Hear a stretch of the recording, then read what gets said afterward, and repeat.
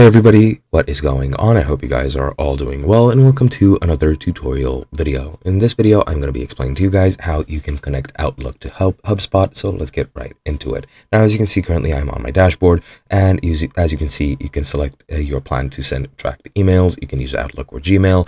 You can use either of these and it should be fine. However, I'm going to show you an alternative way, which is to integrate Outlook with HubSpot, and you can do this through the app store. Now, to go to the app store, you just need to go here into the menu on the left, go down, click on integrations, and then we're in this page right here. If you have connected apps, they'll show up here. I don't, so I have this visit app marketplace button, but if you do, you can go here in the top right, click on go to app marketplace, and then that's going to take you to the app marketplace. Now scroll down, it should be one of the first options. You have Outlook calendar and Outlook itself, so you can integrate whatever you want. So I'll just select Outlook, and you just need to click install app. It's going to take you to the Microsoft page for HubSpot sales to get it now for Outlook, since Outlook is a Microsoft product. But once you're here, just install it and then you can start using it. You can also go through the instructions if you need any. And as you can see, you can keep track of your emails through this integration and just, well, bring HubSpot to your inbox, and you'll just need to collect